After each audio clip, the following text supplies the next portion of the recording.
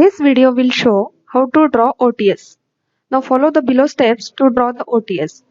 Select OTS layer from the layer list.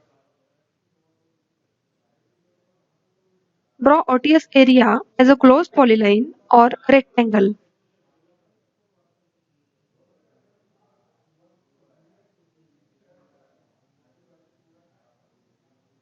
To mark OTS, go to the PDCR tab, select Mark, OTS and OTS Default. As per the requirement, for example void, cutout, V-shaft or double height, select from the options. Draw OTS on all floors, including a terrace. If it is not drawn, that area will get added to the ground coverage. This is how to draw the OTS. Thank you.